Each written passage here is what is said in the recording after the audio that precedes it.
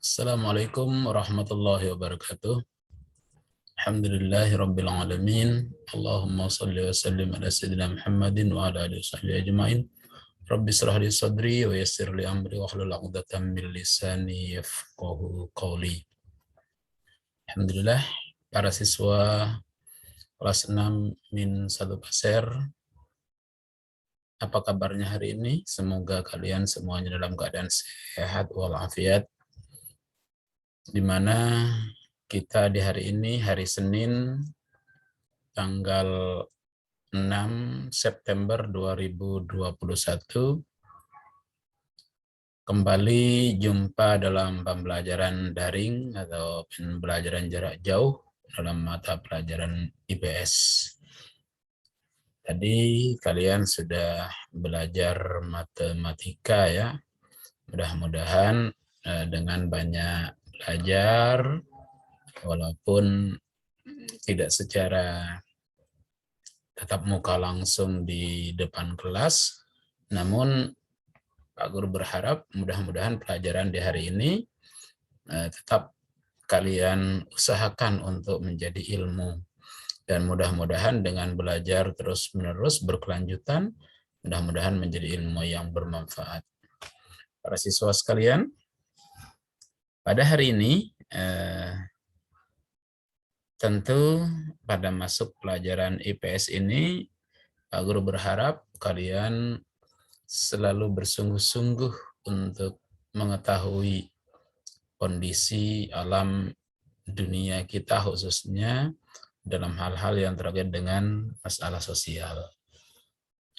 Baik, para siswa sekalian, tujuan dari mempelajari IPS di hari ini adalah bahwa kalian mampu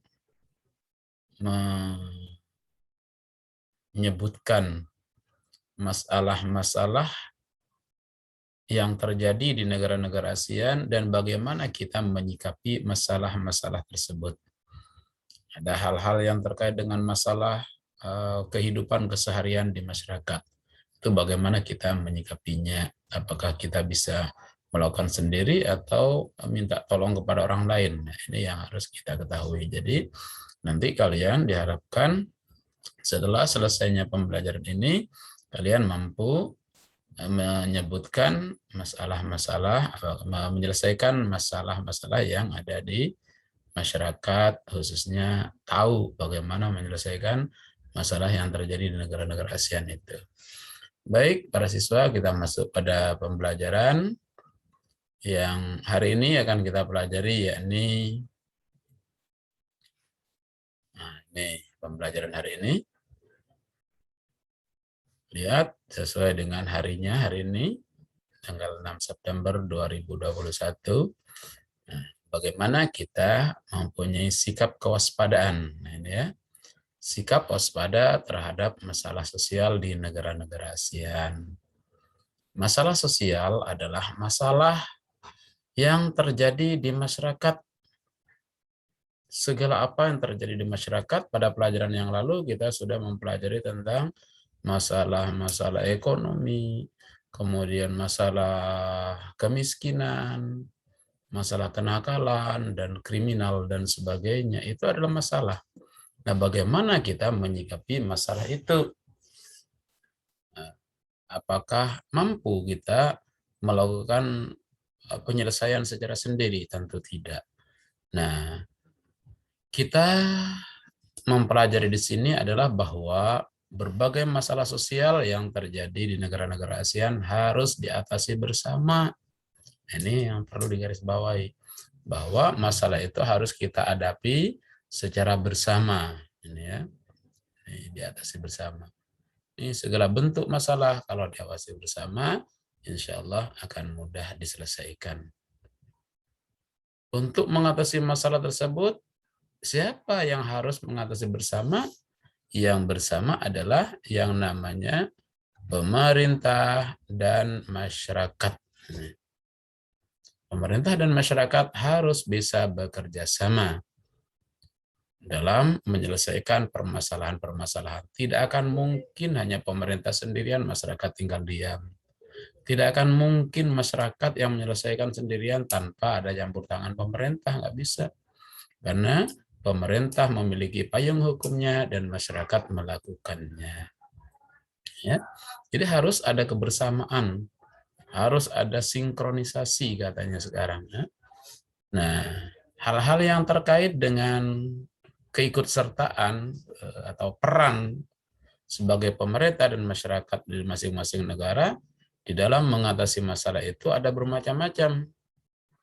Ya, ada bermacam-macam supaya masalah itu tidak timbul, tidak berkepanjangan, maka pemerintah dan masyarakat itu harus ada saling kerjasama. Nah, untuk kita di Indonesia, untuk pemerintah, tentu kita tahu ada jajaran dari menteri-menteri yang membantu presiden.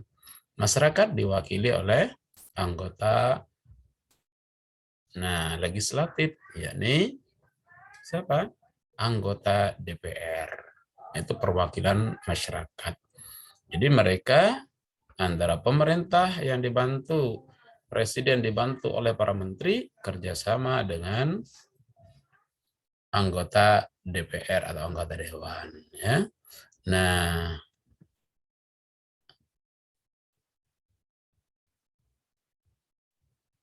selanjutnya kita lihat apa yang dilakukan oleh pemerintah, yang harus dilakukan oleh pemerintah dalam kerjasama ini, bahwa pemerintah diharapkan banyak menciptakan lapangan kerja baru bagi masyarakat. Kalau tidak diciptakan lapangan kerja baru, maka masyarakat akan membludak, masyarakat akan menjadi banyak penuh yang menganggur. Ya, nih salah satunya gambar ini.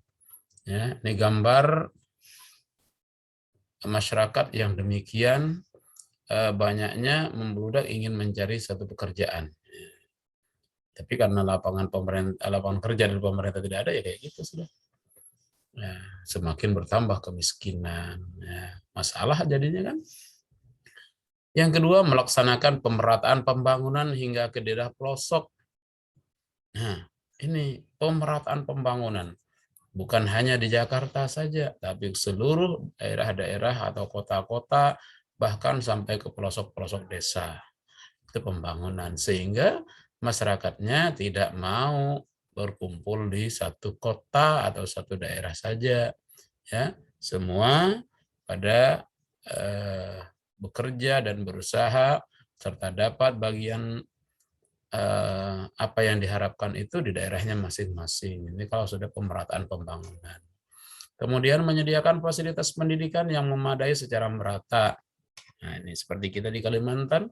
Ketika di Kalimantan sudah dibangun sekolah-sekolah yang berstandar, standar, tidak terlalu banyak sudah anak-anak yang ke Jawa, ke Sulawesi, nggak terlalu banyak. Jadi semua pada melaksanakan kegiatan pendidikan atau belajar di daerahnya masing-masing, ya, karena pemerataan pendidikan sudah kelihatan, sudah nampak, ya. Kemudian menyediakan sarana kesehatan dengan peralatan yang memadai. Ya, kita tahu sekarang bahwa hampir semua rumah sakit sudah diberikan label standar, ya, itu. Berikutnya menciptakan keamanan dan ketertiban di lingkungan masyarakat supaya tidak muncul, ini disiapkan bagian keamanan sampai ke masyarakat rendah. Kemudian meningkatkan kepedulian masyarakat terhadap nasib sesamanya, ya, saling membantu. Tuh. Kemudian membuat ruang terbuka hijau. Ini ruang terbuka hijau, ya, sebagai tempat untuk memperbanyak oksigen. Jadi semua dapat menghirup udara segar di daerah itu. Oksigen yang diperlukan untuk kehidupan kita, bukan hanya sebagai untuk tempat berteduh, tetapi untuk memperkaya oksigen. Oksigen itu yang dibutuhkan oleh kita sebagai manusia, ya. Nah, selanjutnya apa? Melaksanakan program keluarga berencana. Tujuannya apa? Supaya tingkat perkembangan atau tingkat banyaknya penduduk dapat diatur. Ini program bukan menyetop kelahiran, tetapi mengatur masa kelahiran, ya. Jadi tidak terlalu pesat perkembangan penduduk di dunia. Inilah kerjasama. Kalau pemerintah membuat satu program keluarga berencana, tapi masyarakatnya tidak mau peduli dengan program keluarga berencana, kan nanti beranak banyak-banyak, akhirnya sulit untuk mencari kehidupan, sulit untuk mencari pekerjaan dan sebagainya. Ya. Nah, di sini kita tidak bicara masalah takdir, tetapi bicara kenyataan sebagai satu negara. Ya. Baiklah, saya kira demikian dan mari kita lanjutkan dengan pembelajaran atau pembahasan-pembahasan yang lainnya. Semoga kalian dapat menimba ilmu yang lebih banyak lagi dan mendapatkan ilmu dari ini sesuai dengan harapan Pak Guru dalam tujuan pembelajaran ini, bahwa kalian mampu menyebutkan hal-hal yang dapat dilakukan bagaimana menyikapi masalah-masalah sosial yang terjadi di negara-negara ASEAN ini, dan kita kembali kepada negara kita sendiri, yakni Indonesia. Demikian pembelajaran kita. Semoga apa yang telah kita pelajari ini menjadi ilmu bermanfaat, dan terima kasih. Assalamualaikum warahmatullahi wabarakatuh.